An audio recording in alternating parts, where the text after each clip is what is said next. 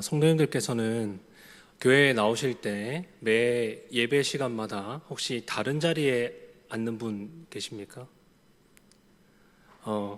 그리고 교회에 오는 길을 매번 다른 길을 찾아서 새로운 길로 교회에 오시는 분 계십니까?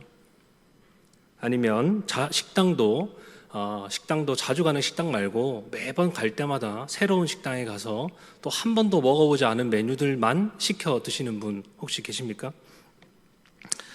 또 매번 새로운 마트에 가서 또 새로운 한 번도 도전해보지 않은 음식들을 도전하는 분들 혹시 계십니까?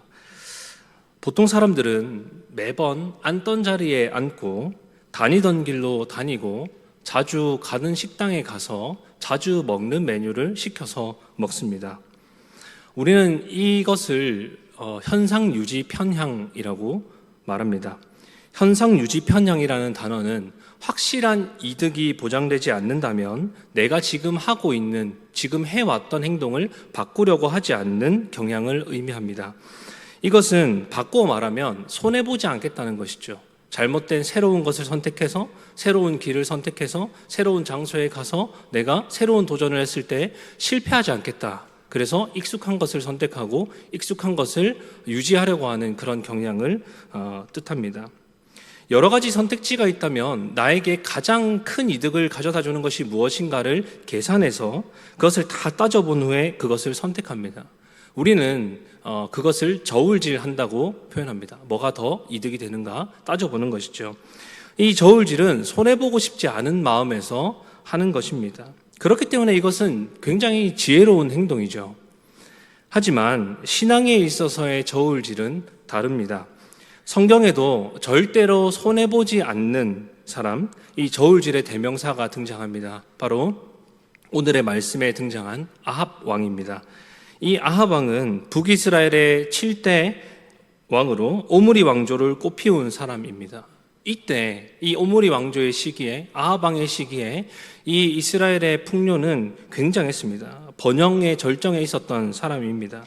경제적으로, 정치적으로 굉장히 유능한 왕이었다고 평가합니다. 그런데 이렇게 세상적으로 성공 가도를 달린 아합 왕, 이스라엘을 부유하게 만든 아합 왕에 대한 하나님의 평가는 어떨까요? 열왕기상 16장 30절 말씀을 한번 같이 읽어보겠습니다. 시작. 오므리의 아들 아합이 그의 이전의 모든 사람보다 여호와 보시기에 악을 더욱 행하여 이스라엘을 굉장히 번영하게 한 왕이었지만 그에 대한 하나님의 평가를 정리해보면 이 하나님은 아합 왕을 이스라엘 역대 최고로 나쁜 놈, 최고로 악한 왕이라고 평가하고 있습니다. 아합 왕은 이스라엘의 황금기를 이끌었던 왕이지만 최악의 왕이라는 평가를 받게 되었습니다. 그 이유가 무엇입니까? 우상 숭배입니다. 그런데 아합 왕 이전의 왕들도 우상 숭배를 했습니다. 그런데 왜 하나님께서는 아합 왕을 최악의 왕이라고 평가했을까요? 이것은 이스라엘의 상황을 조금 이해할 필요가 있습니다. 원래 이스라엘은 어떤 민족이었습니까? 오직 여호와 하나님만을 예배하는 민족이었습니다. 하나님만을 섬기는 자들이었습니다. 그런데 이 솔로몬 왕이 죽고 난 이후에 남유다와 북이스라엘로 나라가 분열되고 북이스라엘의 초대 왕이 된 여로보암은 북이스라엘에 있는 이스라엘 백성들이 남유다로 예배하러 가는 것을 싫어했습니다. 왜냐하면 그들이 남유다에 가서 마음이 변해서 자기에게 적대적으로 변할까 봐 두려워하는 것이죠. 그래서 어떤 정책을 펼치냐면 이스라엘 백성들이 예루살렘으로 예배를 드리러 못 가게 하려고 북이스라엘의 끝과 끝인 단과 베델에 금송아지상을 만들어 둡니다. 그리고 더 이상 예루살렘에 예배하러 갈 필요가 없다. 여기에서 예배하면 된다. 이 금송아지가 너희를 인도하여 낸 여호와니까 이 금송아지한테 예배하면 된다고 말합니다. 더불어서 레위인 출신만 제사장이 될 수 있었지만 레위인 출신이 아닌 일반인들 중에서 제사장을 선출해서 그들을 제사장으로 세우고 예루살렘의 성전과 이 비슷한 구조로 건물을 짓고 제사 제도를 확립하고 예배하기 시작합니다. 그러니까 여호와를 예배하는 그 예배 의식을 가지고 금송아지를 숭배하는 혼합주의가 시작된 것이죠. 이후에 여러 왕조를 거쳐갑니다. 그리고 오므리 왕조가 시작되었습니다. 이 오므리 왕조 때 북이스라엘은 굉장히 강력한 국가로 성장하게 됩니다. 주변의 국가들과 동맹을 맺고 정치 경제적으로 풍요와 번영을 누리게 됩니다.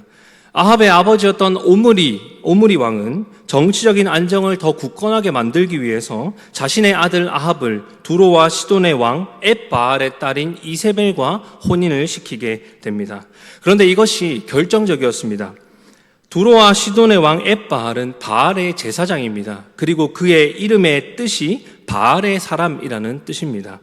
그러니까 아합이 이 엣바알의 딸 이세벨과 결혼을 하면서 이세벨이 그들이 섬기고 있던 신 바알을 이스라엘로 들여오게 된 것이죠. 단순히 하나의 우상이 들어온 것이 아니었습니다. 이세벨은 어떤 사람입니까? 골수까지 이 바알 숭배자입니다. 그는 아합 왕을 등에 업고 이스라엘을 바알 숭배로 물들이기 시작합니다. 사마리아에 바알 신전을 세우고 바알을 위해 제단을 쌓습니다. 그래서 이 아합의 때 우상 숭배가 절정에 이르게 된 것이죠. 그런데 온 이스라엘이 바알을 숭배하게 만든 아합 왕이 그냥 바알만 숭배한 것은 아니었습니다. 그는 이 여호와를 향한 신앙도 버리지는 않았습니다. 그것은 그의 아들의 이름을 여호와께서 붙잡으셨다라는 뜻의 아하시아로 지은 것을 보면 알 수 있습니다. 아합은 바알만 섬긴 것이 아니라 여호와와 바알을 같이 섬긴 것입니다. 여호와를 섬기면서 이스라엘의 정통성을 가지고 싶어 했고 바알을 통해서 풍요와 번영을 누리고자 한 것이죠.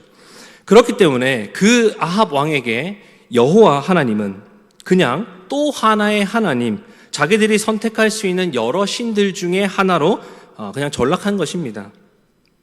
여호와만 섬기던 이스라엘이 이제는 여호와만 섬기는 것이 아니라 바알과 함께 여호와도 섬기는 나라가 되었습니다.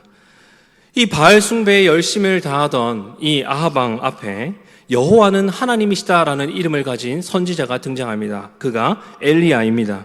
엘리야는 갈멜산에서 참 하나님이 누구인가를 놓고 대결하자고 제안을 합니다. 그리고 갈멜산에서의 사건을 통해서 여호와만이 참 하나님이심이 이스라엘에게 드러나게 됩니다. 아합은 갈멜산 사건을 통해서 그가 숭배하고 있는 이 바알이 아무런 능력이 없는 가짜 신이고 여호와 하나님만이 참 하나님이심을 그가 직접 눈으로 보았습니다. 만약에 아합이 그런 것을 다 보았다면 이제 어떤 선택을 해야 됩니까? 이제는 바알을 버리고 여호와 하나님을 섬기는, 여호와 하나님만 섬기는 그런 자세를 취해야 됩니다. 그게 정상이에요. 그런데 아합은 어떻게 행동합니까? 어떤 것도 선택하지 않습니다. 아합은 고민했을 것입니다. 나에게 도움을 주는 존재가 누구인가?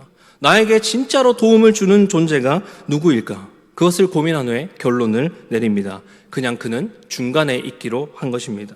아합은 여호와 하나님이 진짜라는 것을 알았습니다. 하지만 정치적인 안정을 유지하기 위해서는 두로와 시돈의 힘이 필요했습니다.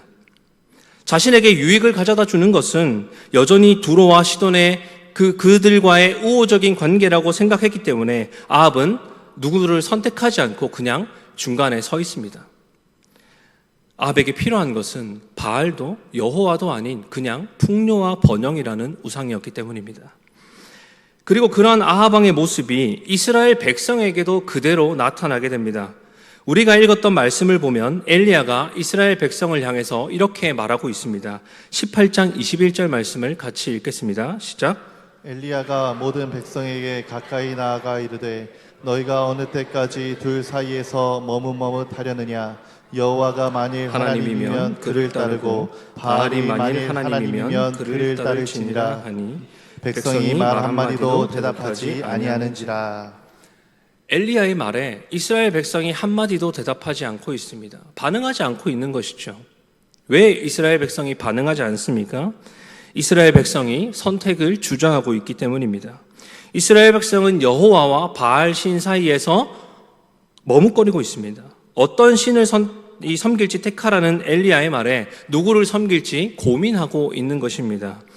이스라엘 이 백성의 입장에서 한번 생각해 보겠습니다. 그들의 왕 아합은 이스라엘 이 바알이 풍요와 번영을 가져다 준다고 말했습니다. 그래서 이스라엘 백성은 바알을 섬겼습니다. 그런데 여호와의 선지자라는 엘리야가 나타났습니다. 그리고 이제는 바알과 여호와 하나님 중에 누가 진짜 신인가를 두고 대결한다고 합니다. 이스라엘 백성의 입장에서 생각해보면 사실 손해볼 것 없는 장사입니다. 왜냐하면 누가 진짜 신인가가 드러난 이후에 그것을 선택하면 되기 때문입니다. 왜냐하면 이스라엘 백성도 아합처럼 바알도 여호와도 그냥 중요하지 않습니다. 그 신들이 중요한 것이 아닙니다. 누가 나에게 풍요와 번영을 가져다 줄 것인가가 이스라엘 백성에게도 중요한 것이기 때문입니다. 이스라엘 백성은 그들의 왕 아합의 모습을 따라서 눈앞에 보이는 이득을 쫓아갑니다. 그들은 이 대결에서 승리하는 신이 진짜 더 강한 신이고 진짜 신이고 우리는 그것을 다 지켜보고 있다가 그 신을 선택하면 된다고 생각했을 것입니다. 우리에게 더 큰 이익을 가져다 주는 존재를 선택하겠다는 것이 이스라엘 백성의 모습이었습니다. 그런데 이 세상의 관점으로 보게 되면 이것은 굉장히 현명한 선택입니다. 그렇지 않습니까? 누가 진짜 신인가를 가린 이후에 진짜 신, 더 강한 존재를 섬기는 것, 그것이 세상의 관점에서 볼 때는 굉장히 현명한 선택일 것입니다. 하지만 이 머뭇머뭇거리고 있는 이스라엘 백성에 대한 하나님의 평가는 다릅니다. 엘리야가 이스라엘 백성에게 머뭇머뭇하려느냐라고 말할 때 사용했던 이 단어는 파사흐라는 단어인데 이 단어는 뛰다, 절뚝거리다, 넘어가다, 주저하다라는 뜻을 가지고 있습니다. 이 열왕기서의 저자는 이 단어를 딱 열왕기서에서 2번 사용했습니다. 그리고 이 장에서 2번 사용하는데 한 번 언제 사용하냐면 26절에 이 단어를 한 번 더 사용하고 있습니다. 18장 26절 말씀을 한번 같이 읽겠습니다. 시작. 그들이 받은 송아지를 가져다가 잡고 아침부터 낮까지 바알의 이름을 불러 이르되 바알이여 우리에게 응답하소서 하나 아무 소리도 없고 아무 응답하는 자도 없으므로 그들이 그 쌓은 제단 주위에서 뛰놀더라. 어디에 사용되었을까요? 빨간색으로 표시된 뛰놀더라입니다. 바알의 제사장들이 제사하는 모습, 그 뛰어노는 모습, 그 단어에 파사흐라는 단어를 사용했습니다. 열왕기 저자는 의도적으로 이 단어를 이곳에 사용했습니다. 저자는 이스라엘 백성이 머뭇거리고 있는 그 모습과 바알 선지자들이 제사하고 있는 모습을 동일한 단어로 사용했습니다. 이것이 무슨 의미입니까? 하나님이 보시기에 이스라엘 백성의 머뭇거림은 바알의 제사장들이 바알에게 제사하는 모습과 동일했다는 것입니다. 하나님이 보시기에 이스라엘 백성과 이 바알의 선지자 모두 우상숭배를 하고 있는 우상숭배자들이라는 것이죠. 이스라엘 백성이 하나님과 바알 사이에서 머뭇거리고 누가 더 우리에게 이익을 가져다 주는가를 저울질하고 있는 이 모습 자체가 하나님이 보시기에는 우상숭배였다는 것입니다. 그 말은 우리가 하나님과 세상 사이에서 무엇이 더 우리에게 유익을 주는가, 무엇이 더 우리에게 유리한가를 두고 저울질하는 것, 그것이 하나님이 보시기에 우상숭배라는 말입니다. 이 이야기는 단순히 아합과 이스라엘 백성이 이 하나님과 바알 사이에 저울질한 이야기로 끝나는 것이 아닙니다.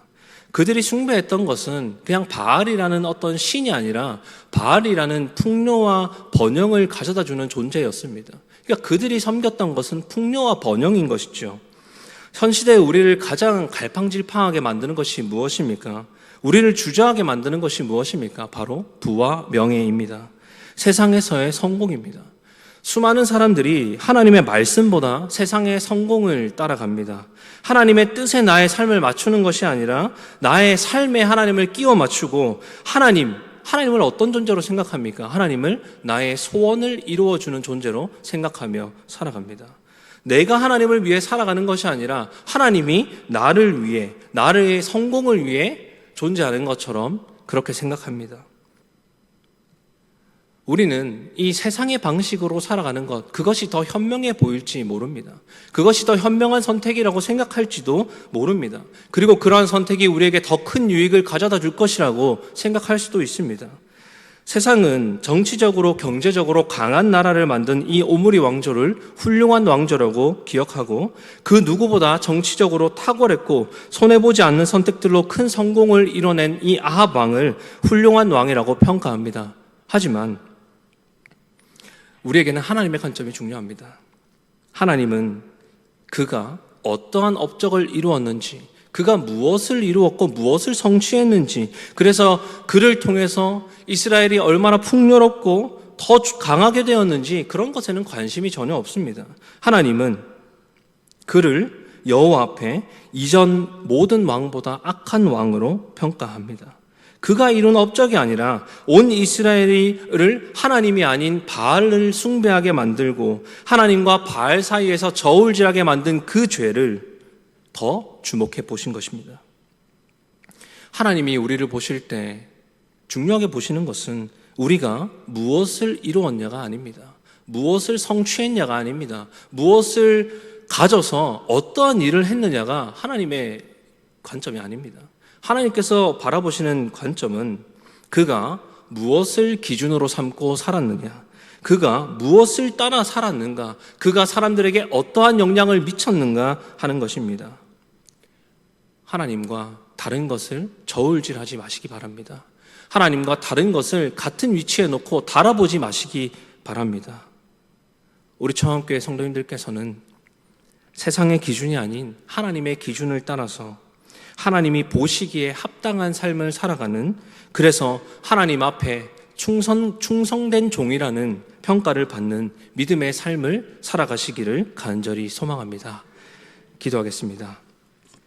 하나님 아버지 감사합니다. 오늘도 우리에게 이 귀한 말씀을 허락하여 주시고 하나님의 이 말씀을 통해서 우리의 삶 가운데 중요한 것이 무엇인가를 깨닫게 하심에 감사합니다. 하나님, 우리가 세상의 풍요와 세상의 번영과 세상의 명예를 따라 살아가는 인생이 아니라 하나님의 말씀을 따라 오직 하나님의 눈으로 세상을 바라보고 하나님의 그 시선에 우리의 시선을 맞추고, 그래서 하나님께서 원하는 것이 무엇인가를 날마다 물으며 그것을 위해서 살아가는 인생이 되게 하여 주시옵소서. 그렇게 살아갈 때 세상적으로는 성공한 인생이라 평가받지 못할 수 있지만 하나님 앞에, 오직 하나님 앞에 착하고 충성된 종이라는 평가를 받는 우리 청암교회 성도님들 되게 하여 주시옵소서. 감사합니다. 이 모든 말씀 살아계신 예수 그리스도의 이름 받들어 기도합니다.